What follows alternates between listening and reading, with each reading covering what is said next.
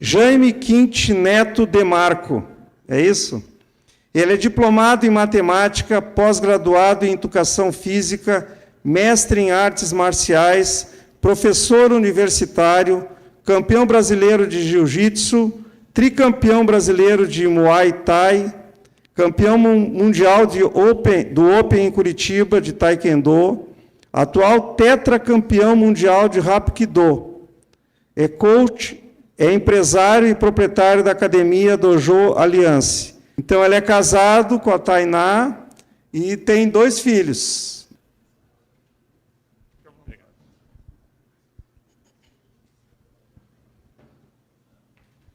Boa noite. É um prazer imenso estar com vocês aqui. Realmente um prazer e um privilégio, a honra é minha de estar diante de vocês e compartilhar um pouco o que foi a minha trajetória até esse momento. Me sinto um gaúcho, mas não sou gaúcho. Sou de Brasília, vivi até os meus 28 anos em Brasília e uma cidade maravilhosa. Posso dizer que eu visito Brasília não com um saudoso ou penar sentimento. Eu vou para Brasília, nossa, eu venci em Brasília, eu ganhei em Brasília, eu me sinto muito bem em Brasília. Minha terra, eu nasci, eu colhi o melhor daquele fruto, eu multipliquei lá. E hoje me sinto um gaúcho, pai de um gauchinho, então me aproprio um pouco da cultura do Rio Grande do Sul, uma cultura que eu e minha esposa aprendemos a amar, uma cultura que tem muitas tradições e pontos extremamente que são, digamos assim, norteadores, né? Eu gostei muito da palavra que ele disse antes sobre calibragem, né? Isso é conversa de quem é coach. Falar sobre calibragem sempre é quem é coach. Falou de calibragem, falou de conduta, é porque sabe do que está falando. E a minha vida inteira foi trabalhando sobre coach, eu fui coachado desde pequenininho. Meu pai é um suboficial da aeronáutica, ele me coachou desde pequenininho. Eu sou a 3ª geração de artista marcial, então também fui coachado dentro dos tatames. Então a minha vida inteira foi tentando me otimizar. Tentaram me otimizar. E essa otimização, ela se deu de alguma forma. E hoje em dia eu me sinto um pouco mais calibrado. E hoje em dia essa minha calibragem, ela se personifica, é claro, né, como minha companheira, minha esposa, sem a qual eu não poderia estar aqui. E no decorrer do testemunho eu vou dizer o porquê que ela foi tão importante. É claro que a presença de Deus foi o que fez essa construção acontecer. Mas em Brasília, ainda em Brasília, eu tive a oportunidade de me formar na Universidade de Brasília. Ciências exatas mais pura que tem, que é a matemática.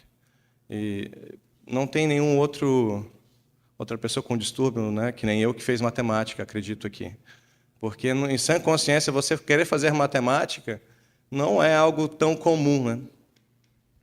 Enfim, consegui completar o curso de matemática e fui trabalhar justamente na matéria que é mais específica de análise. E aí fui trabalhar na faculdade dando essa matéria.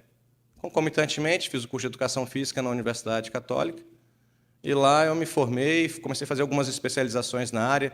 E comentei agora há pouco que a minha primeira especialização foi em docência no ensino superior, como ensinar professores a dar aula. Primeiro curso de coach que eu fiz. E aí comecei uma trilha de coach. Brasília é uma cidade onde todo final de semana tem concurso público. E concurso público não foi feito para todo mundo. Concurso público ele é feito para quem tem garra, para quem tem vontade. É assim que a gente precisa viver, é assim que a gente precisa encarar a vida, com garra e com vontade e muita determinação. E é isso que eu quero passar para vocês um pouquinho hoje. Eu quero que no final vocês se sintam com mais confiança, mais do que vocês já entraram.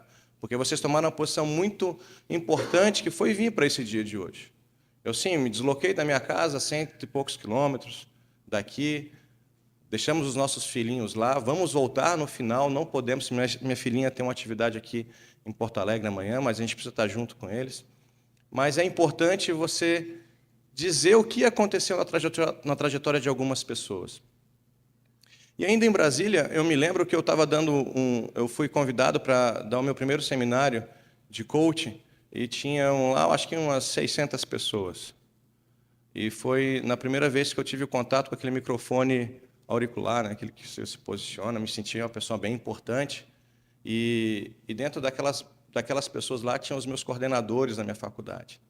E aquilo me impactou bastante. Tinha o reitor da Universidade de Brasília, tinha algumas figuras públicas da época, e aquilo me constrangeu um pouco. Né? Como você vai dar um seminário de coach para pessoas que já estão no nível que você queria estar? Foi onde comecei a me dar conta que eu estava no nível que eles queriam estar. Porque, na verdade, a gente se posiciona sempre aquém do que a gente pode. Não é verdade? A gente se posiciona, a gente cria uma escala de ascensão e a gente não se posiciona no degrau correto, a gente se posiciona no degrau sempre inferior. E é esse o conceito que eu quero trazer de modelagem. Né? Uma outra palavrinha de coach é modelagem. Então, nada mais é do que a noite de modelar uma novo caráter, uma nova conquista, aprender talvez um pouco, compartilhar. Eu aprendi muito ali fora conversando com os organizadores. Enquanto em Brasília, nessa palestra, nesse seminário, eu realmente me posicionei e no final, para minha surpresa, eu fui convidado a trabalhar para numa das empresas de concurso público mais efetivas de Brasília. Na época, estava começando a nascer essa proposta nacional de preparação específica para concurso público. E você entrava e não tinha menos de 300 pessoas na sala. E aí, na outra, você vinha e não tinha menos de 500 pessoas. E falei, uau, e agora? Como é que eu faço? Eu tenho que me qualificar, tinha que me buscar, tinha que me aprimorar um pouquinho, tinha que ser coachado para aprender a coachear, que é o termo que a gente faz para aquele que é treinado, e tem o treinador do treinado e aquela pessoa que está recebendo essa informação. E foi assim, então, nessa vida, eu fui me posicionando e a gente estabelece os degraus de crescimento. E dentro desse degrau de crescimento, a gente fala assim, eu tenho que atingir um determinado nível de acadêmico. Então, como todo professor, ele quer dar aula na faculdade. Eu já tinha atingido esse degrau muito cedo. Eu estava dando aula da matéria que eu achava mais difícil e fui indicado pelo meu professor regente. Então, isso foi muito significativo. E para você ser convidado para dar aula dentro de Brasília nesse aspecto, não é tão fácil assim. Fala, não, então agora eu quero ser bem-sucedido empresarialmente. Então eu tenho que estabelecer agora uma conduta, uma implantação de poder alcançar isso. E eu comecei a planejar como que eu faria a implantação. Eu não queria abrir uma escola, tampouco eu queria abrir uma empresa de concurso. Eu queria o sonho de todo atleta. Eu queria alcançar o pódio. Mas alcançar o pódio também é um sonho tangível se você treina. Se você recebe uma boa informação, se você recebe um bom treinamento, você continua nesse processo e você chega no pódio. Isso é um processo, é volume de treino. Quanto mais volume de treino eu tenho, quanto mais aplicação daquele treino eu tenho, mais chance eu tenho de ser bem-sucedido no campeonato. Mas eu falei, olha, no meu coração isso não é suficiente. Eu quero que os meus alunos tenham isso. Mas para eu ter aluno, eu tenho que primeiro desenvolver uma escola de arte marcial. Eu comecei com essa construção de escola de arte marcial ainda em Brasília. Então, a minha configuração ficou... Eu estava bem realizado academicamente, dando aula na faculdade. Eu tinha uma proposta onde o SESI ele me fez uma recomendação para dar instrução para todos os professores de matemática do Brasil. Eu fiz alguns encontros com eles. Então, isso foi muito motivacional para mim. De repente, eu começo a implantar a minha escola, uma proposta diferenciada, uma arte marcial voltada para alto rendimento. E até então eu tinha ido para os campeonatos regionais e regionais próximos ali de Brasília, Goiânia, Mato Grosso, Rio de Janeiro, ali não tão perto, mais próximo, né? Mas ainda estava a nível nacional. Resolvi casar. Até então eu não estava casado em uma parte dessa. E normalmente a gente não escolhe, eu quero casar com ela, com aquela outra. O seu coração ele se inclina, a sua vida se inclina, e você começa a repriorizar, você começa a colocar em outra escala tudo aquilo que você já tinha planejado. Normalmente é assim, a sua vida muda um pouco. E muda para melhor, na minha concepção. Eu não tive a sorte de nascer em uma família de pais juntos, casados. A maioria, hoje em dia, quando a gente faz a entrevista, hoje eu e minha esposa, a gente trabalha muito com casais. E quando a gente vai perguntar como é que é a vida de cada um, olha, meu pai se separou, eu era novinho, isso acaba se repetindo. Eu trabalho em colégio, então, quando eu tenho reunião com os pais e os professores, eu pergunto aqueles alunos que têm os melhores problemas, sabe, aqueles probleminhas que vão culminando, que no final do ano chega no conselho. A origem é que os pais, em algum momento, não estavam mais juntos. E foi nesse meio que eu nasci. Então, eu tinha uma necessidade grande de quebrar essa rotina. Eu queria um casamento bem-sucedido. Eu desejava, ansiava um casamento bem-sucedido. E eu queria me esforçar. Então, eu achei que eu, sendo elegante, eu ia conquistar minha esposa. Eu achei que eu, sendo mais eloquente, dançarino, aí aprendi dança de salão, já sabia dança de salão. Aí minha esposa começou a dar aula de dança de salão comigo. Uau, então ela vai gostar de mim. Pensei até um tempo fazer aula de canto. E aí, durante o decorrer da aula de canto, o meu professor falou assim, cara, você é muito bom para tudo, mas para cantar não dá. Se eu fosse uma pessoa sem preparo, uma pessoa que não fosse motivada, aquilo poderia me estragar a vida. Porque uma negativa, ela pode te impactar ou te impulsionar. Uma negativa dessa magnitude, ela te paralisa ou te impulsiona. Não, então, se eu não sei cantar, eu vou comprar, vou levar lá para um show. Alguém sabe cantar. Então, vamos terceirizar o processo. Acredito que Deus está levantando meu filho como um cantor, porque ele não para de cantar o dia inteiro. Mas, e essa proposta inicial de querer ter esse casamento, então a minha vida se focou para isso. Entenda, que empresarialmente eu estava tranquilo. Era bem-sucedido, tinha vencido em Brasília. Tinha tudo que a gente sonha. Casa, carro, viagem, os melhores restaurantes. Viajava bastante, casa de campo. Tinha tudo, só não tinha família. Aí encontrei a minha esposa. Uau, aqueles olhos dela até hoje, ela renova meu coração, né? E aí quando eu a vi, falei, não, vai ser com essa que eu vou casar. E a gente aprende que no coach, não necessariamente muito tempo em cima de algo, reflete num sucesso imediato. Vou dar um exemplo. Quando a gente está estudando para concurso, o fato de eu estudar demais não significa que eu vou aprender algo, que eu vou ser eficiente, que eu vou passar. Estudar demais não necessariamente significa sinônimo de aprovação. Trabalhar demais não significa sinônimo de sucesso. Quem trabalha muito não tem tempo para ganhar dinheiro, não consegue investir, não tem bons assessores. Essa é a máxima. Então, quer dizer que um bom tempo de namoro não necessariamente me garante um bom relacionamento. Essa era a minha visão, meu pensamento. Então, quer dizer que eu vou casar na segunda semana. Porque eu tinha tido uma péssima experiência de 8 anos que não se concretizou. Eu investi 8 anos, não se concretizou. Ainda bem, né, amor?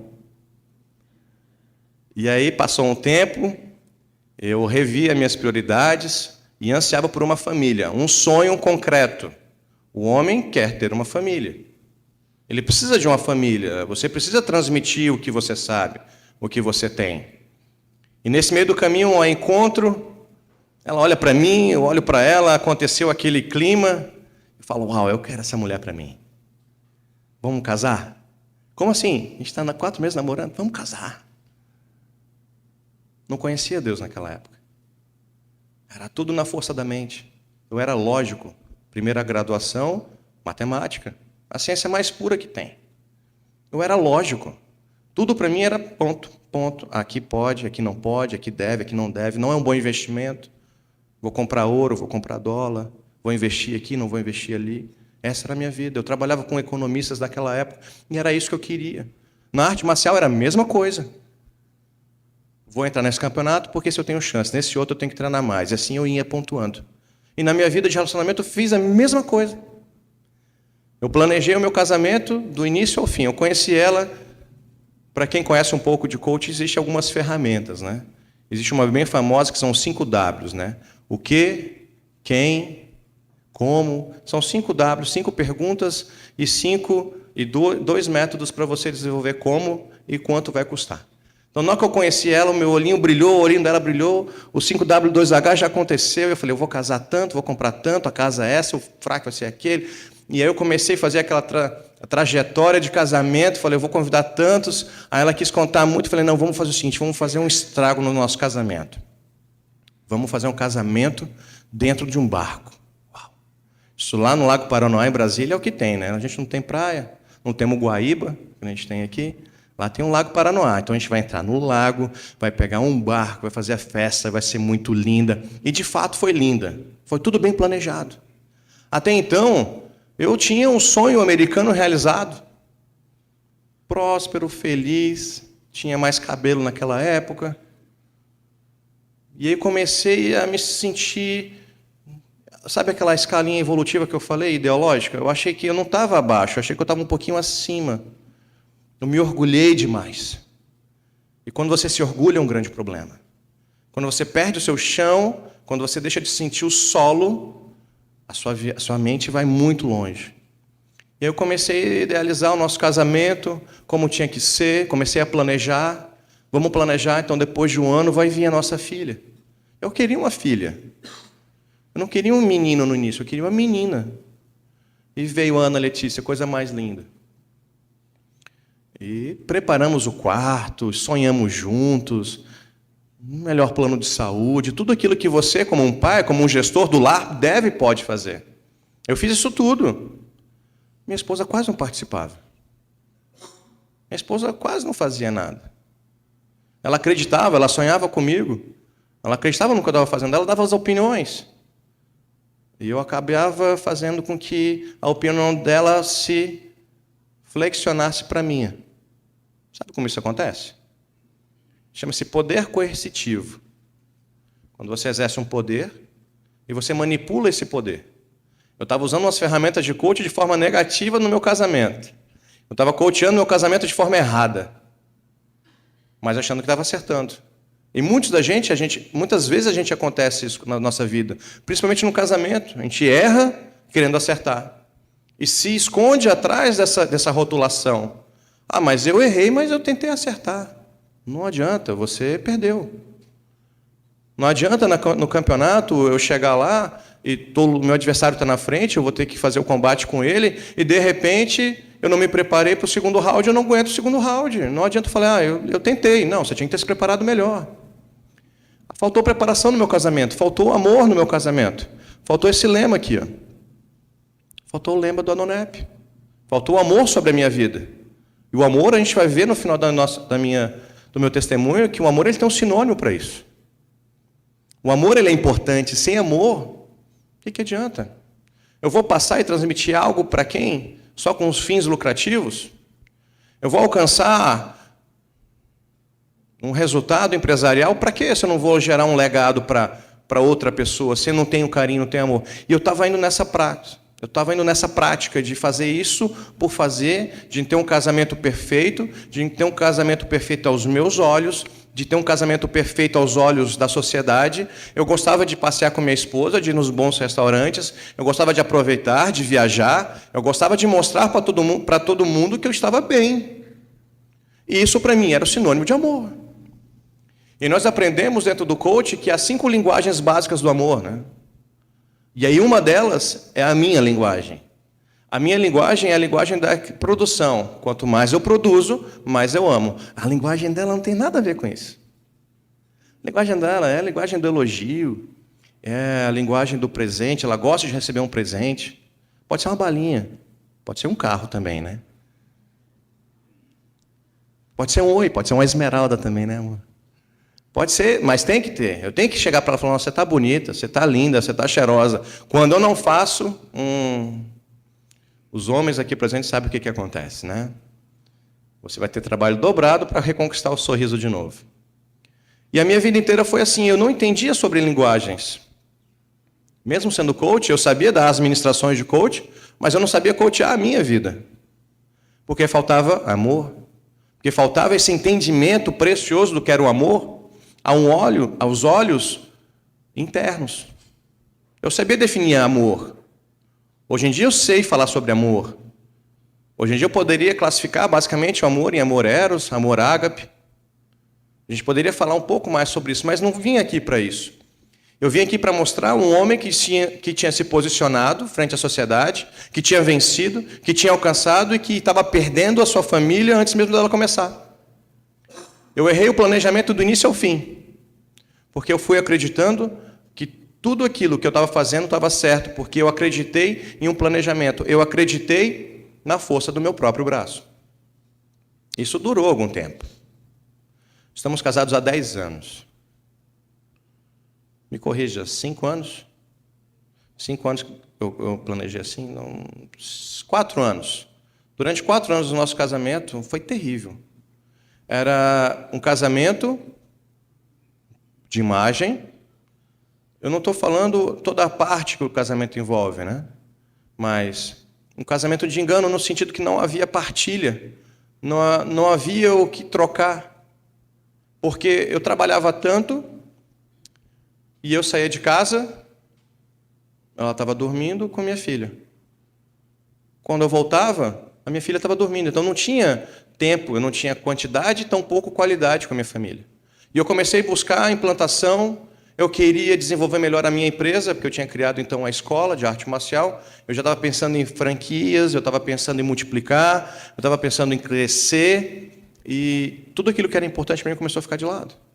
Não tinha tempo, porque eu estava fazendo pela minha linguagem do amor. Aquilo mostrava que eu amava, mas a necessidade básica dela não era saciada. Tão pouco eu tinha, tão pouco ela tinha um amor precioso. Consequentemente, minha filha também não tinha.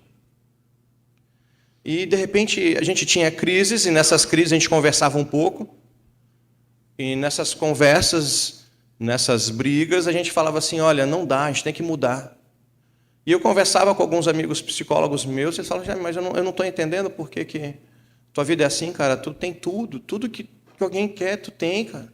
Tu é um cara jovem, tu é campeão, tu tem tua empresa, tu trabalha na faculdade, pá, tu tem tudo.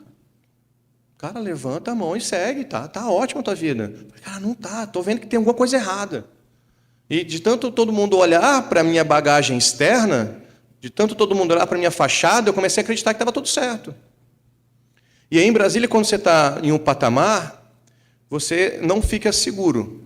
Quanto mais dinheiro você tem em Brasília, quanto mais você se posiciona, mais você fica alvo das pessoas que precisam de ajuda, que estão na marginalidade.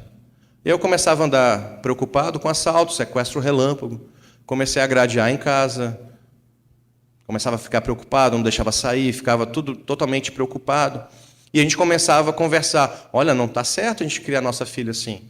A gente tem que criar ela num lugar mais adequado. A gente começava a sonhar, então. Em poucos momentos de conjunto, assim, de marido e mulher, a gente começava a sonhar. Para onde a gente vai, então? Vamos sonhar. Para onde a gente iria? Vamos para a Europa. Vamos para o Uruguai. Sempre quis morar no Uruguai, gente. As praias fantásticas lá. Vamos para onde? Eu gosto do Sul. Eu morei em Florianópolis, amor. Eu gosto bastante do Sul. O Sul é bacana. O Sul tem um povo diferente. Diferença no trato, da tradição, é bacana. A gente comentava isso. E nosso gargalo de relacionamento foi afinando, foi ficando cada vez mais tenso. E eu falei o seguinte, olha, chegou ao ponto de eu já não amá-la, no princípio que eu queria amá-la. A gente começa a trabalhar aí fora, a gente começa a olhar as outras mulheres, começa a fazer comparações. Né? Essa mulher fala que eu estou bacana e a minha não fala. Peraí, vocês não entenderam? Eu tinha planejado o meu casamento, eu tinha planejado amar essa mulher, eu tinha planejado dedicar minha vida para ela e agora eu estava começando a ver outro modelo. Eu estava começando a olhar, peraí, aquela outra ali tem um olhar diferente, aquela outra ali quer estar junto comigo, essa outra aqui não está reclamando disso. Porque em 4 anos não acreditem que foi perfeito. Porque em 4 anos tinha discussão todos os dias. Não discussões, mas tinham discussões. Tinham conflitos. E quando você começa a ter muito conflito, o que a gente procura? Uma outra solução. Ninguém procura consertar. Quando seu notebook estraga, você não conserta, você troca uma peça. Quando seu carro começa a estragar demais, você vai lá e compra um outro. Quando seu casamento estraga, você quer trocar e comprar o outro. Você não quer consertar. Demanda tempo, demanda humilhar-se, demanda você compreender que a outra pessoa é tão importante quanto você. Mas eu tinha me orgulhado por quem eu era. Eu achava que eu era alguém, alguma coisa, pelas coisas que eu tinha conquistado. E o meu casamento foi indo por água abaixo. Chegou ao ponto de eu cogitar junto com ela, quer saber, não está dando certo, vamos terminar. Foi a primeira vez que a gente começou a refletir acerca de separação. Não, então vamos fazer o seguinte, não vamos separar e vamos mudar de camiseta. Vamos trocar de roupa. Vamos revestir o armário. A gente começou a sair mais e não trazia paz. Vamos viajar um pouco. A gente saiu para viajar, não resultava em nada concreto. Então é o seguinte, o problema é a cidade. É Brasília. O problema é o cenário. O problema é o que está acontecendo. O problema é que eu não estou tendo tempo para ficar com minha família. O problema sou eu, então eu vou decidir então que a gente vamos para outra cidade. Quem sabe uma cidade menor, onde a gente possa reduzir um pouco o ritmo de produção e a gente possa voltar a se amar de novo. Então, nessa decisão, ela tinha tomado a decisão de afastar da família dela, eu ia me afastar da minha, eu ia romper o meu sonho de dar continuidade na minha escola de arte marcial e já tinha pedido a exoneração do meu cargo na universidade. Mas ainda assim planejado. Mesmo assim, eu ainda colocava na ponta do papel, a gente faz isso, faz assado, faz assim. Eu não tinha ainda aprendido a conversar e confiar na minha esposa. E aprender a confiar e a conversar, tendo uma mente cheia de fortaleza intelectual da matemática, era complicado. A minha rotina era trabalho, casa, trabalho e festa e tudo que eu podia aproveitar do melhor dessa terra. Gostava muito de tudo que era de melhor. E minha esposa, a gente precisa de algo mais. Isso não está suficiente, está faltando alguma coisa. A gente sabia que faltava o amor. Não, então vamos entrar no carro e vamos escolher uma cidade. Olha que loucura, né? Você escolheu uma cidade como você escolhe um novo terno. Aí eu vou ali comprar um terno, aí você experimenta um terno. Ah, esse aqui não caiu bem. Esse aqui eu mexi o braço e ele abriu. Esse aqui me apertou um pouco. Ou que nem um sapato. Não, esse aqui não brilha tanto quanto eu queria. Aí a gente começou a escolher as cidades. Passamos por São Paulo, algumas cidades, descemos para Curitiba, pensamos em comprar um chalé, namoramos um chalé em Curitiba. Né? Curitiba a gente passou bem na época de junho.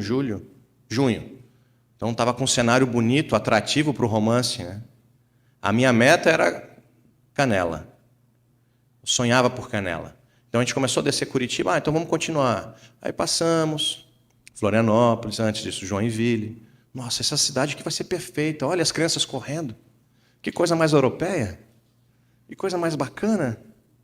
Vai ser muito bom estar a gente junto aqui. O amor começou a florir de novo. A gente começou a ficar apaixonado um pelo outro. Estamos vivendo uma aventura juntos como a gente nunca teve. A gente nunca tinha feito uma aventura junto, sonhar junto o que a gente queria. A gente começou a sonhar uma cidade para a nossa família. Começou a voltar aquele sonho do início de ter uma família efetivamente sadia, forte e coesa. E aí chegamos em Canela, dia lindo, chegou a nevar nesse dia. E naquela época, ela sentia com frio uma dor muito forte e intensa nos ossos. Olha, eu gosto de ti, mas aqui não dá para morar, não. É bom para visitar, adorei a comida daqui, adorei a sequência de fundir, mas eu não vou morar aqui, isso está me doendo. E fiquei frustrado na mesma hora. Mas que é isso? Mas por que essa negativa? Não quero morar aqui. E começou a bater o pé, eu não quero morar aqui, não, mas a faculdade, e eu poderia dar aula na faculdade, lá não tinha uma academia de arte marcial concretizada. Falei, nossa, aqui o lugar é perfeito. Porque para quem é visionário, ele não se incomoda se o local tem ou não tem um ponto. Ele implanta o ponto. Para quem é visionário, para quem é empreendedor, se não tem, que ótimo que tem. Que não tem, eu vou implantar. Se tem, que ótimo. Vou atrair todo mundo para mim. Um empreendedor ele não tem problema se tem ou se não tem. Ele quer implantar e vai fazer esse implante. Ele vai conseguir concretizar isso. E naquela hora eu tinha tido uma frustração terrível, né? O meu ponto era sair de Brasília, Canela. Por quê? Lembra que eu manipulava a minha esposa? Eu estava flexionando a vontade dela para ir para Canela e Gramado, ficar ali naquela região, que é uma região bacana, uma região bonita. Seus vinhedos são encantadores. Chocolate nem se fala.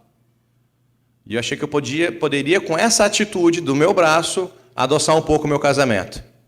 De repente, a gente se vê voltando para Brasília sem nada. Passeamos 6.000 quilômetros em todo o percurso até... Não, tinha 6.000 quilômetros e nada. Não tínhamos escolhido um lugar nenhum. Tinha pedido licença à toa da faculdade, tinha cancelado o meu empreendimento à toa e nada. E ela tem a brilhante ideia. Vamos visitar o seu irmão. Não. O meu irmão, quando meus pais se separaram, ele foi seguir a vida dele. Eu fui criado como filho único. E como filho único, eu tinha toda a atenção para mim. Eu não quero ver meu irmão agora. Não quero ver meu irmão. Não quero voltar para casa, quero ir para Brasília. Não, vamos lá, sua mãe me pediu, vamos fazer esse agrado para ela. Obrigado. De repente, eu chego na cidade, um frio terrível. Quem mora em Brasília, dá 17 graus, mas se agasalha com tudo que pode. Decreta, fecha a porta, a empresa fecha. Bota no máximo 30 graus lá, porque o mundo está acabando, está congelado.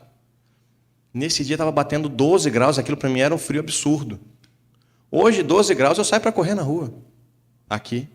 Acostumei, por isso que eu estou falando que eu estou ficando gaúcho. Estou me sentindo quase um gaudério. Daqui um dia eu até tenho coragem de usar a bombacha. Eu não tenho coragem, mas eu comprei para o meu filho. De repente, a gente vê uma cidade imersa num lugar assim, um frio, tão frio, acho que era neblina. Lá para Brasília não tem neblina não, lá dá 11% de umidade do ar. Aqui eu nem tomo água, eu agradeço porque eu não tomo água. É 90% de água no ar. Delícia essa água.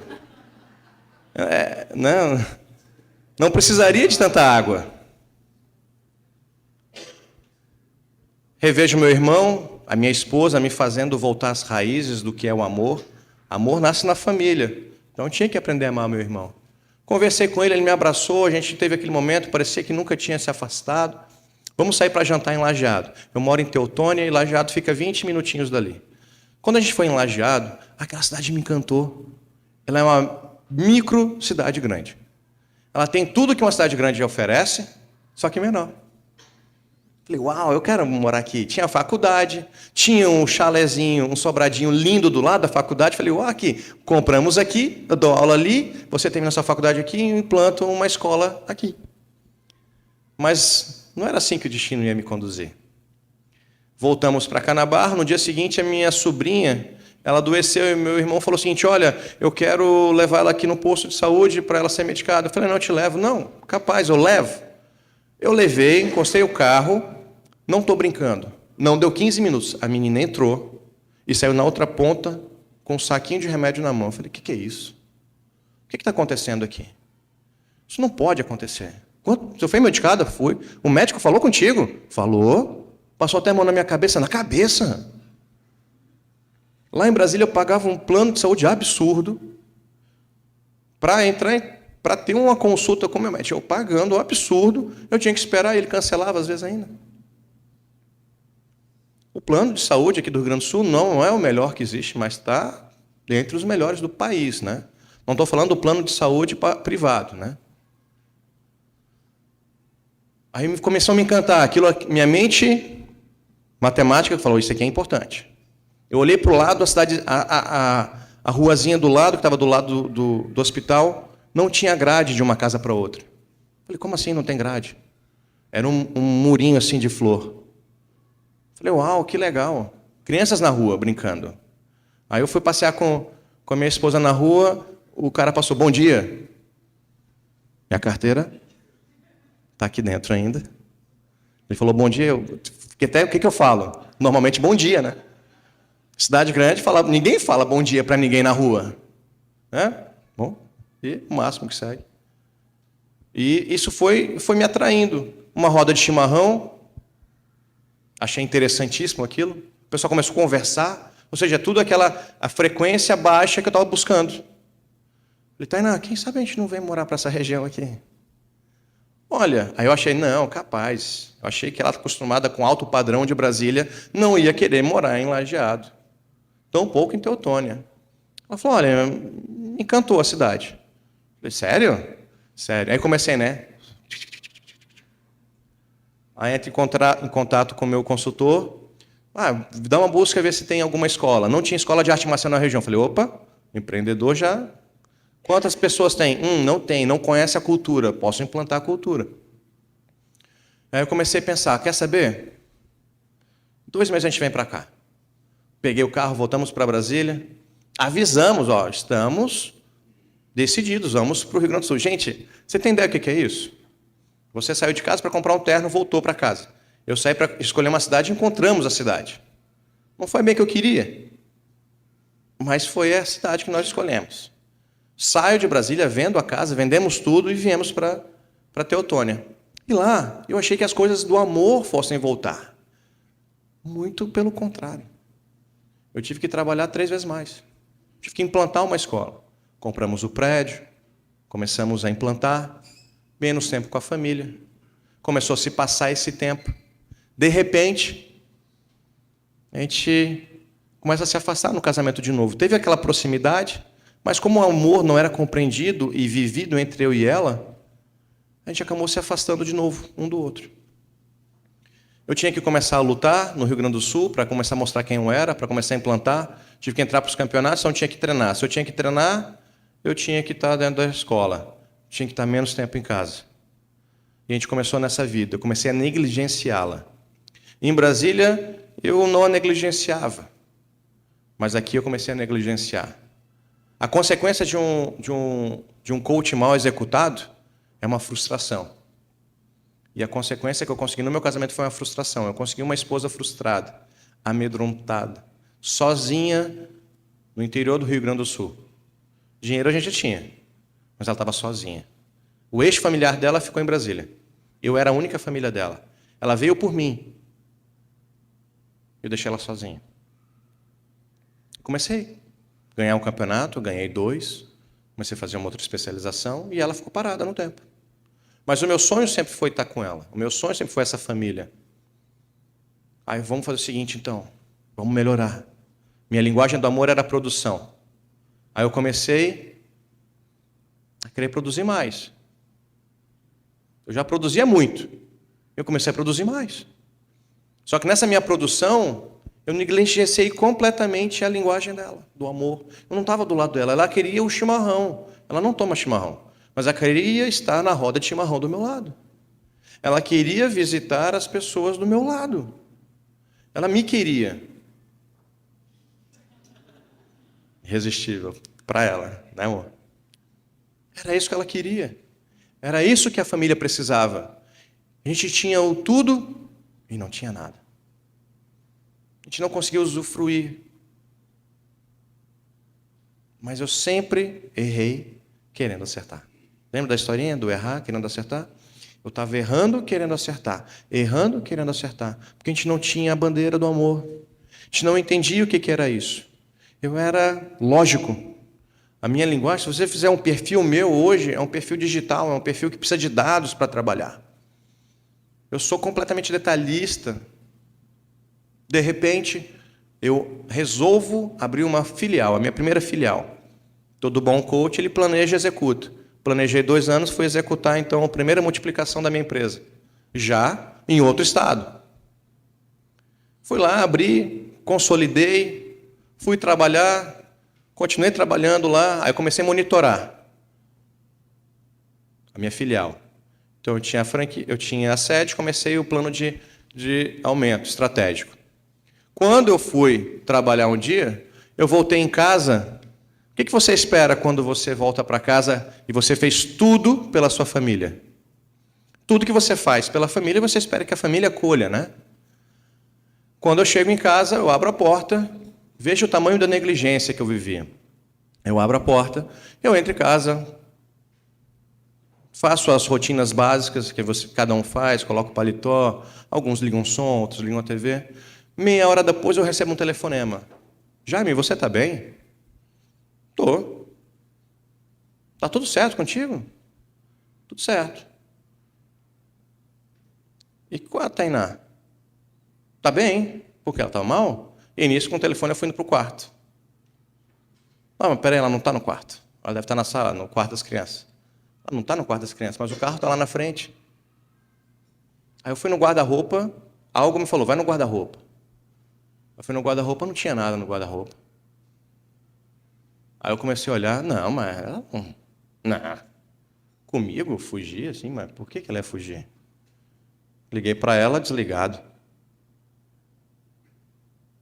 Aí eu liguei para esse meu amigo. Cara, o que tu tá sabendo? Que eu não tô sabendo. O coração começou, né? Cara, cadê minha filha? Não gosto muito de lembrar, que dá vontade de chorar. Naquela noite, aquilo não foi a noite, que foram uma escuridão, umas trevas. Eu errei porque eu tentei acertar. A minha linguagem era equivocada para tentar acertar. Eu chego em casa e não tem ninguém.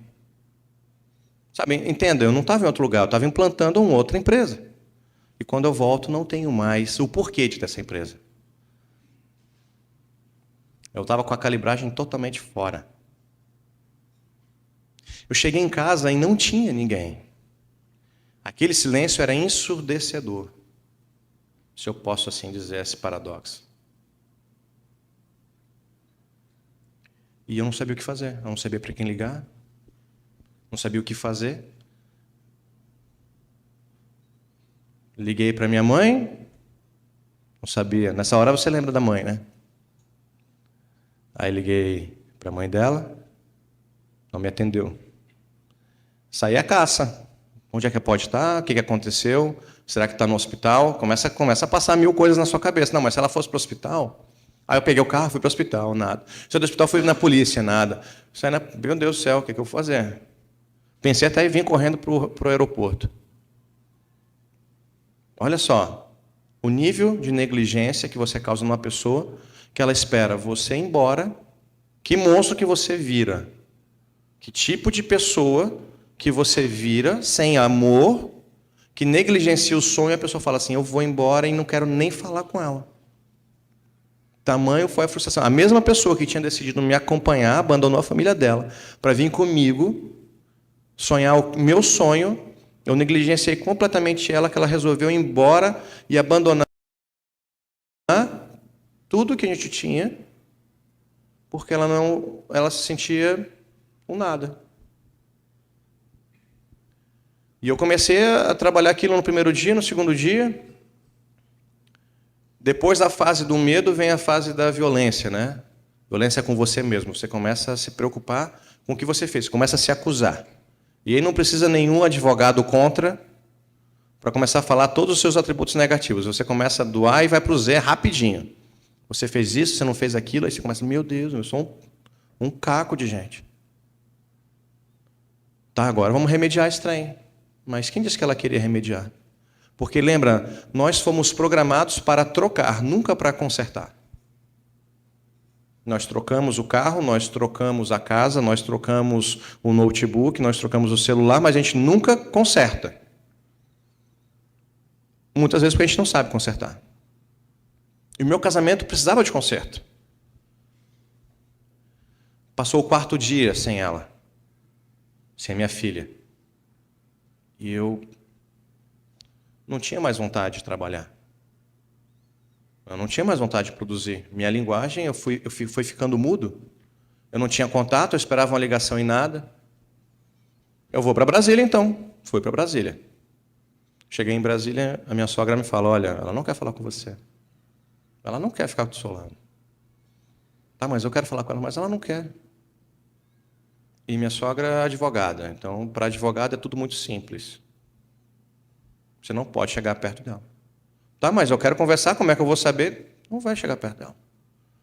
Eu me senti amarrado, sabe, assim, preso. Poxa, eu tinha a família e eu não sabia por que eu tinha perdido a minha família. Assim, eu tinha ideias, mas eu não sabia como que eu deixei isso acontecer. Sabe quando você tem uma empresa e você vê a sua empresa falir ou conhece alguém que teve e o cara não quer perder a empresa dele, obviamente, e essa empresa começa a se diluir, se dissolver.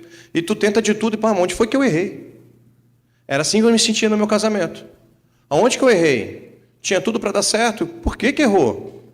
O que aconteceu? E aí eu lembro que eu conversei com o Ricardo Wagner. Falei, Ricardo, me ajuda, por favor, eu não sei o que eu faço. Ele falou, cara, eu vou estar com você, vou estar do seu lado, vou te ajudar, eu vou te apresentar um conceito, Vou te apresentar o que falta para ti. Vou te apresentar o cimento que falta para unir você e sua mulher. Mas você não entendeu, Ricardo? Ela não me quer. Ela disse com as palavras dela que ela não me queria, ela fugiu. Ricardo, já faz 10 dias. Ela não volta. Olha, e algumas noites o Ricardo virou a noite, eu vi ele conversando comigo, o olhinho dele fazendo assim, ó. E lá do meu lado. Cara, eu vou te apresentar um verdadeiro amor. E se você andar nesse amor, você tem o direito de reivindicar sua esposa. Agora você imagina a minha mente matemática escutando isso. Eu refutei a minha vida inteira acadêmica a existência de um Deus. Eu refutava. Não havia provas. Havia provas, eu que não queria ver. Me declarava um criacionista e não entendia muito bem o que era ser criacionista na época. De repente eu começo a escutar a voz do Ricardo falando assim, se você se mantiver nessa linha, você tem o direito de reivindicar. E como um bom coach, que aprendeu de um outro coach, ele se mantém na linha. Porque o bom treinamento de coach significa que você não pode nem para a direita nem para a esquerda. Se eu te entreguei algo que você tem que concluir até quarta, é até quarta que você tem que fazer e pronto, final. Como treinador de atletas, se eu faço, você tem que dar 2.000 chutes para você conseguir acertar o alvo. Você não pode dar 800 chutes, você tem que dar 2.000 chutes. Nem que o apito coma o tempo inteiro. E eu ouvi isso dele, se você se mantiver nesse caminho do amor, se você se mantiver fazendo isso, você tem o direito de reivindicá-la perante esse Deus. Meu Deus, e agora? Eu não sei quem é esse Deus. Vamos entender quem é esse Deus. Quem é a personalidade dele? Eu comecei a estudar freneticamente, alucinadamente. Dei uma pausa dos meus trabalhos, que já não tinha função mesmo. Deleguei, deixei continuar. Baixei para 60% e comecei a buscar quem era esse Deus. Comecei a viver esse Deus. Comecei a querer saber quem era esse Deus. Comecei a buscar freneticamente, com muita vontade, como se fosse o meu salva-vidas e eu me afogando e ele seria a minha última opção. Porque, entenda, uma das minhas especializações era psicopedagogia. Não serviu de nada. Mestrado em treinamento. Não serviu de nada. Isso veio a servir muito depois. E eu quero explicar depois o porquê que isso veio a servir. E eu chegava em casa e eu precisava de tempo, de volume de estudo com ele. E eu tive a oportunidade de ter esse encontro com esse Deus sozinho, em casa. Porque normalmente quando você passa por uma situação dessa, a arma começa a ficar, ela te seduz, uma arma. A sua vida já começa a não ter muito sentido. Tu deixa de se balizar no que é correto. E passa pela sua cabeça assim, poxa, você não tem a sua família. Sua filha não está aqui, não adianta nada disso que está aí fora. Tudo que é teu, aí ainda vem um cara muito amigo teu e fala, tudo que é teu, 50% é dela. Poxa, mas me ajuda aí, né? Não fala isso. Eu não estou preocupado se vai vender ou não, eu estou preocupado que eu quero a minha família. Se o meu coração tivesse nos bens, eu ficaria preocupado, mas o meu coração estava na minha família. E eu queria a minha família, e eu lutava pela minha família, e eu chorava por ela. E até hoje, às vezes, quando eu entro no banheiro e me dá uma lembrança que eu abro, e eu olho, eu não via a escova de dente da minha filha, aquilo me dava um negócio, um aperto no peito, onde eu não podia fazer nada. Não tinha tatame suficiente que ia me fazer gastar aquela energia. Porque o meu coração estava na minha família, desde cedo eu quis criar isso.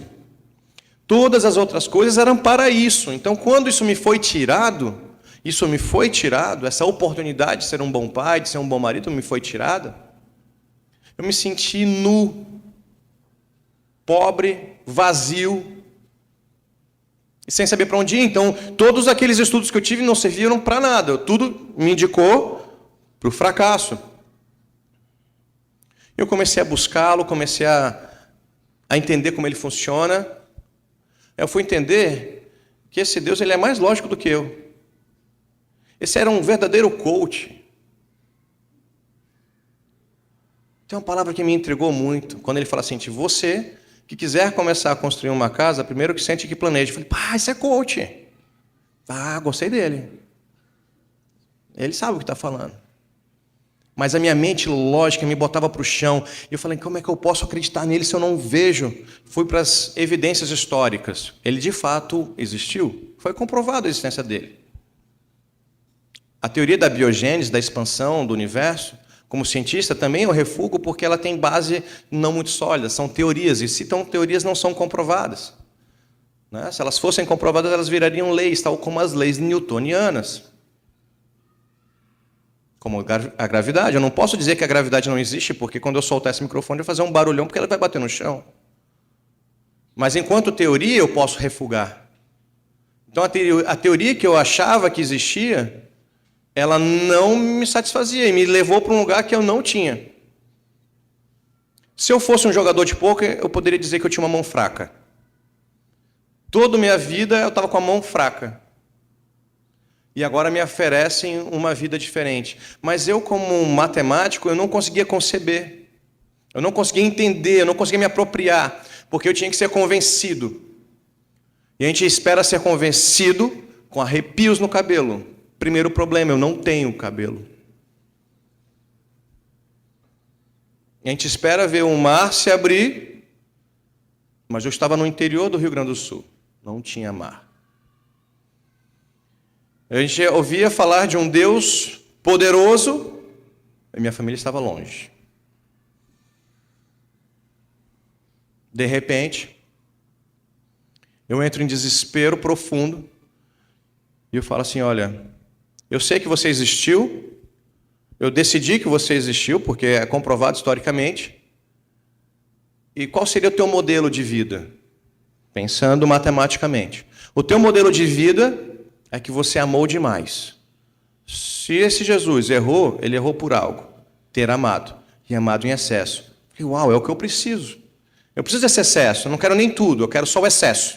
Me dá o que sobrou. Porque eu não tenho.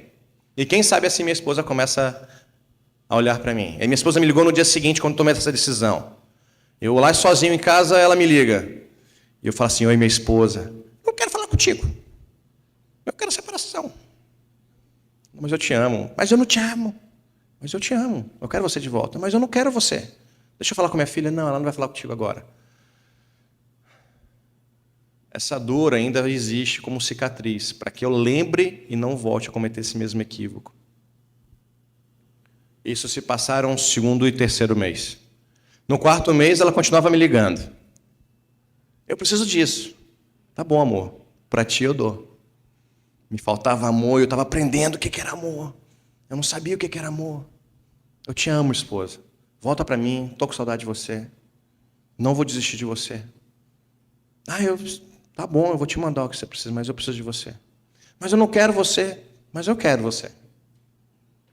Não largo mão de você, não abro mão de você. Porque, lembra do meu coach, o Ricardo? Enquanto você se mantiver na trilha do amor, você tem o direito de reivindicá-la. E aí eu comecei a usar para esse Deus. Eu fui lá, fiz uma fotocópia da certidão de casamento, coloquei em cima da mesa, falei, bem, você existe, porque eu decidi acreditar que você existe. Você foi testemunha quando eu coloquei essa aliança. Traz ela de volta. O problema é teu agora. Te vira com barulho. Porque eu sou um cientista que falou que acredita em Deus. O barulho é teu, não me envergonha. Não deixa cair a casa agora. Não deixa eu ficar envergonhado frente à sociedade. E se isso acontecer, amanhã, eu acredito em você. Óbvio que ela não voltou amanhã. Porque ele precisa me lapidar, ele precisou me trabalhar. Assim como um coach faz. Ele precisou me estruturar. E quando ele foi me estruturando, eu não sei como, lá do outro lado, lá em Brasília, 2.500 quilômetros de distância, foi trabalhando no coração dela. Ela continuava me ligando. Eu continuava falando, eu te amo, esposa. Ela já não retrucava mais. Ela ouvia, falava que eu não voltava. Não tem problema, eu vou ir te buscar. Eu volto para Brasília. O meu problema não é geográfico. Eu vou ser bem sucedido aí. A gente vende aqui e começa tudo de novo lá. O importante era a família. E Deus foi trabalhando. Essas coisas foram acontecendo paulatinamente. foi sendo forte, as experiências foram fortes. A minha convicção foi tão grande, porque agora você imagina uma mente lógica, matemática, que se apropria desse conceito não tangível da fé. Isso começou a ficar tudo muito claro para mim. Falei, olha só, eu comecei a sonhar em multiplicar minha empresa. Eu tinha parado. Eu queria multiplicar a empresa, porque também é um projeto dele. Mas eu falei, vai ser importante porque minha esposa vai estar do meu lado. Eu não comecei mais a ficar me questionando se ela viria ou se ela não viria, porque eu sabia que esse mover aconteceria. Eu comecei a declarar em atos, no meu caminhar, no meu vestir, no meu falar, essa convicção. Isso me deu problemas. Não foi fácil. E eu falei, ela vai vir. Ela vai ser mais forte do que eu. Ela vai me ensinar muito mais do que ela imagina. Eu vou aprender mais do que ela, com ela, do que ninguém conseguiu aprender com ela. Aí eu ainda falava assim para ele, ó, não deixa ela queimar mais do que eu. Não deixa ela buscar mais do que eu busco. Sabe, o orgulho eu ainda não queria deixar, né? Precisava trabalhar esse. Deus vai trabalhando, e um belo dia ela me liga, eu ligo, falo com ela, vamos conversar. Mas credo, na hora a passagem aérea bombou, né? Gente, foi 6 meses depois. Durante 6 meses, eu dormi todos os dias sozinho em casa, orando e buscando, para tentar compreender o que significava isso. E saber essa conquista da família me fez compreender que eu tinha que ter a conquista da sociedade também. Não ia ser uma conquista vazia do casamento. Ela volta, nós conversamos. Essa conversa foi dura, falamos coisas para ser curado um para o outro. Uma dinâmica que muitas pessoas fazem dentro do psicólogo. Mas foi importante essa dinâmica de perdão, eu para com ela, ela para comigo. Então vamos zerar, vamos começar, vamos lutar pela família. Vou te falar o seguinte, vou te convencer com uma palavra. Amor é o que falta. E esse amor tem um outro nome. Jesus. Eu quero te apresentar esse Jesus que eu conheci. Esse Jesus que você achou que eu nunca fosse seguir. Eu quero te falar dele. E ela começou a ficar me olhando com um ar diferente. Não é possível que ele mudou. Ele não pode ter mudado assim. Não da noite para o dia. Não foi da noite para o dia. Foram 6 meses de luta. De guerra. Eu estava armado até os dentes ali naquele dia. A minha visão de empreendedor é empreender na família. A minha visão de empreendedor era ganhar a minha família e consolidá-la. E isso deveria vir com decisão. E essa decisão fez com que nós reatássemos e começássemos a trabalhar com casais, em coach, orientando casais.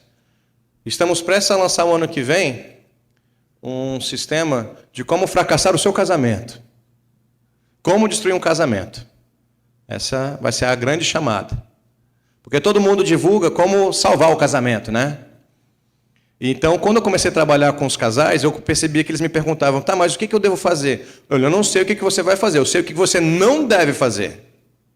Se você não fizer isso, tá bacana teu casamento. Se você fizer, eu sei por experiência que vai ser dolorido. Então, nós temos esse sonho em conjunto agora. É um sonho junto. E Jesus ele restaurou o nosso casamento de tal sorte que nos deu um segundo presente maravilhoso, chamado Davi Luiz. Nós selamos essa volta, depois de um tempo, com um filho lindo. E hoje nossos filhos nos acompanham. Tudo. E aí Deus não para por aí. Agora você avança mais. Você continua a tua visão empresarial e você começa a multiplicar. E você começa a fazer com que isso avance cada vez mais. Começa a volta a lutar.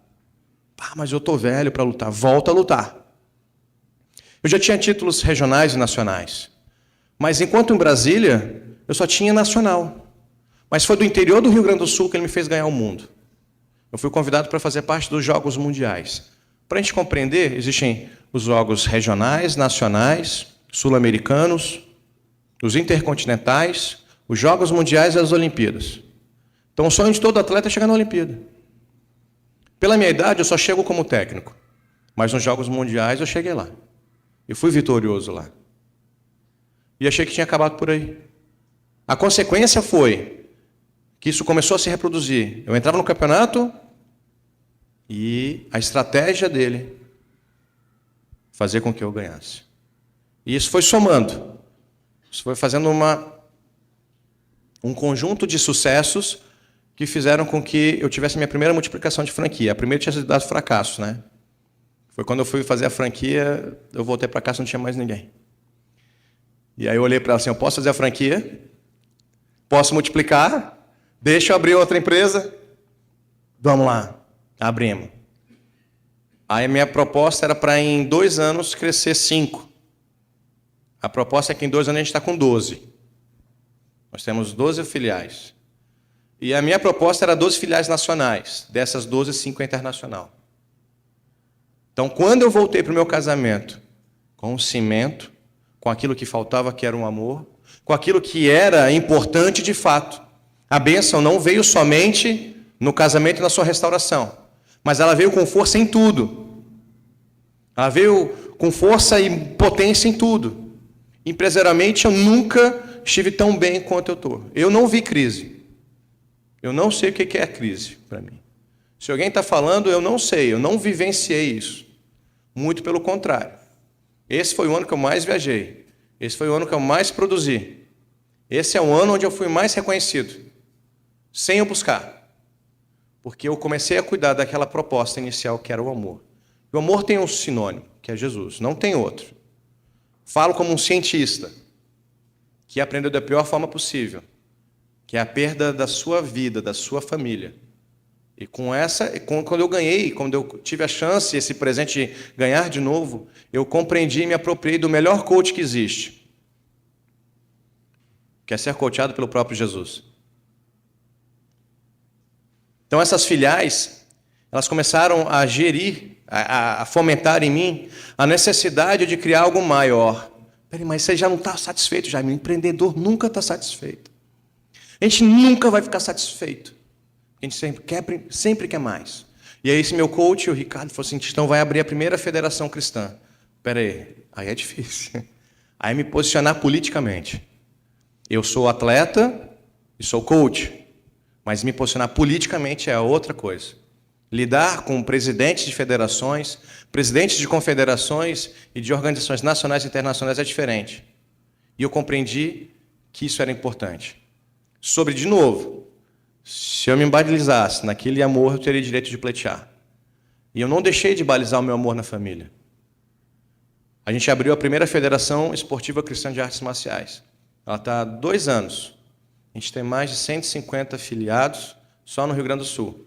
Ela se multiplicou do Rio Grande do Sul e a gente tem a FECAM Paraná, com sede em Curitiba. Isso em 2 anos. Depois, mês passado, a abrir a FECAM MG, Federação Esportiva Cristã de Artes Marciais de Minas Gerais. Já temos 3. E até março do ano que vem a gente tem a Confederação Cristã, a primeira do Brasil. E não parou por aí. A gente recebeu um convite e agora, quando eu fui abrir as filiais na Colômbia, eles abriram a FECAM Colômbia. Isso em 2 anos. Isso é muito rápido. Não tem empresa que consegue multiplicar tão rápido assim se não tiver esse cimento chamado amor. Essa propulsão. Mas eu quero te levar a compreender algo, querido. Que esse impacto não me paralisou. Esse impacto, ele não me destruiu, ele me impulsionou. Thomas Edison, ele relata nos seus livros, na sua história pessoal, de que ele teve 1000 oportunidades para fazer o certo. Quer dizer que ele errou 1000 vezes. Mas ele não se incomodou com o fracasso. Ele não se incomodou, ele buscou sempre crescer um pouco mais. Eu busquei crescer um pouco mais. Mas não academicamente, porque isso já estava numa qualidade boa. Não que a gente tenha que parar. A minha meta agora é continuar. Não empresarialmente, isso aconteceria. Mas a gente precisa cuidar da gente, do nosso coração. Precisamos cuidar da nossa alma. De quem, de fato, somos nós quando colocamos a nossa cabeça no travesseiro. Independente do nosso status. Independente de como nós nos posicionamos no dia a dia, Nós precisamos, quando nós entramos em contato conosco mesmo, quem de fato somos nós? Como eu me chamo? Quem de fato sou eu?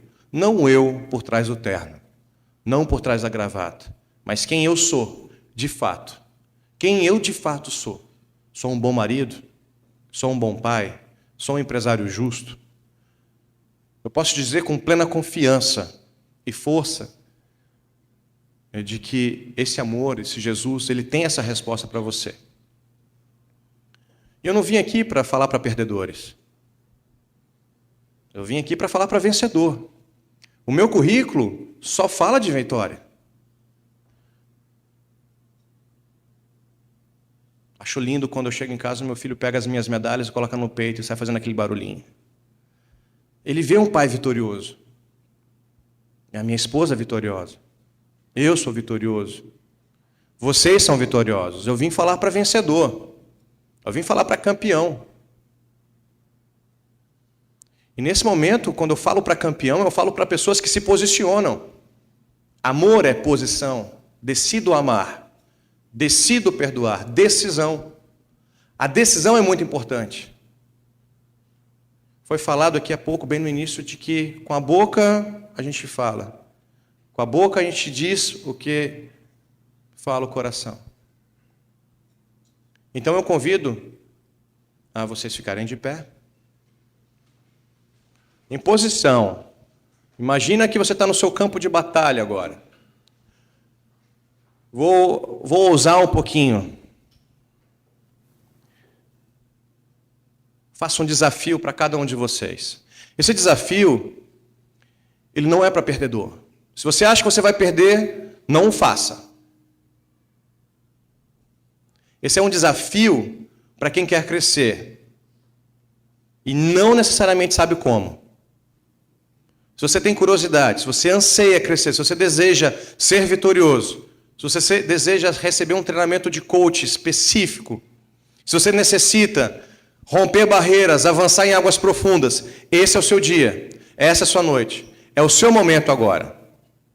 Não passa pela sua cabeça que outra pessoa em outro local deveria estar escutando isso. Hoje é o seu dia, é o seu momento. É o seu momento único de se apropriar daquilo que talvez você perdeu, que você precisa retomar. Aprenda com os erros daquelas pessoas que testemunharam, modele elas. Isso é sinônimo de sucesso. E eu quero te dizer algo. Sucesso é um esporte para poucos. Sucesso não é coisa que todo mundo tem. Sucesso você precisa se apropriar e perder um tempo de lazer para ter sucesso nos estudos. Você precisa perder um pouco de tempo para ter sucesso na família. Então você tem que se distanciar um pouco do trabalho. Para ter sucesso pessoalmente em todas as esferas, você precisa saber quem você é. Então, se você se perdeu, se você não sabe quem de fato você é ainda, tem alguém que quer saber quem você é. Tem um pai que te ama muito. Tem alguém que te anseia demais. Tem alguém que quer te ajudar, como me ajudou no dia que eu precisei. E estava de portas abertas e braços estendidos para me ver chorar sozinho em casa. Então eu gostaria que vocês fechassem os seus olhos e por um breve momento eu vou fazer uma oração, umas palavras, e gostaria que vocês repetissem. Querido Deus, nessa noite, a minha noite, som do meu coração, a minha mente, muitas vezes fragmentada, que o Senhor possa, o Senhor tem liberdade, autoridade para entrar na minha alma. Entra com vontade, fique confortável. Te convido a fazer parte da minha vida. Te convido a me coachear, a me treinar, me modele a sua imagem. Eu não sei muito, mas quero aprender. Eu tenho fome de ti, eu anseio por ti. Eu nasci para ser vencedor. Eu nasci para ser um empresário de sucesso.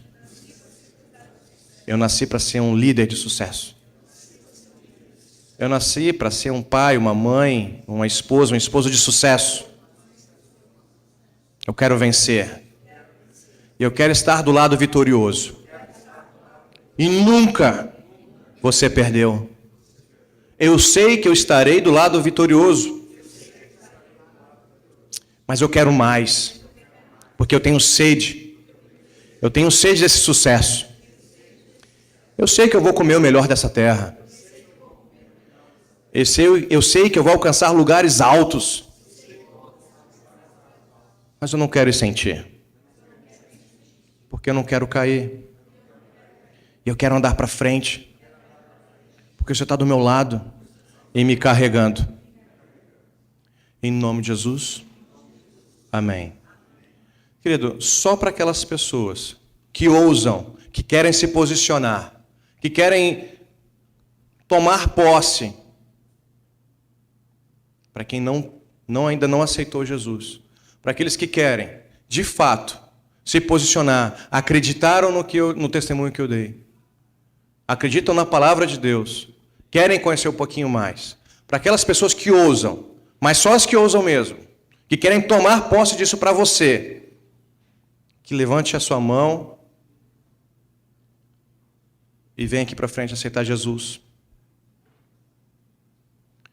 Eu vou contar até 3. Isso aqui é uma oportunidade, querido. É que nem loteria. Eu vou dar um prazo aqui para você ganhar. E você não apareceu, vai perder. Não é que você não tem outra chance. O dia é hoje. A hora é agora. A gente tem um presentinho para te dar. A gente quer te abençoar. Daqui a pouco alguns vão para casa, outros vão fazer a janta conosco. Mas não perca. Eu vou contar até 3, até 5. E a chance passa. Quem gostaria de aceitar, levantar sua mão, vem aqui para frente.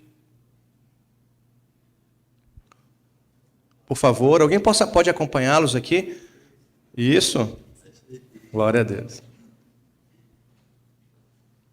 Nós temos um presentinho para vocês aqui. E a gente gostaria de dizer... Opa, muito obrigado.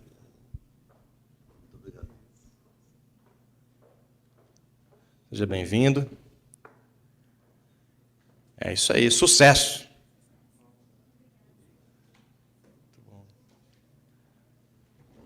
Eu vou passar agora o microfone para fazer os momentos finais e liberar a bênção. Peço, meu Deus, meu Pai, que Tu venha, Pai, a falar com essas pessoas, Pai, que tiveram essa coragem, tomaram essa decisão, esse compromisso essa noite, Senhor. Que essa noite seja realmente especial, até quando eles saírem daqui, entrarem nas suas casas, eles botarem a cabeça no travesseiro. Eu quero que Tu fale com eles, Pai.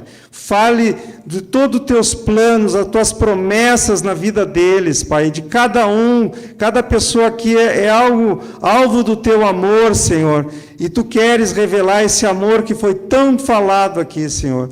Então nós queremos que eles saiam daqui e permaneçam nesse amor, em nome de Jesus. Os sonhos do coração deles, eles vão colocar na Tua presença agora, como o Jaime colocou. Eles vão se derramar na Tua presença, né? Entrar com o coração humilde, Pai, para receber de Ti, que Tu é a fonte de todas as nossas promessas, Senhor, de todas as nossas realizações, Senhor. E em nome de Jesus, eles sejam abençoados essa noite. A partir de hoje, eles tenham essa comunhão diária contigo. É o que nós hoje te pedimos em nome de Jesus. Amém. Vocês podem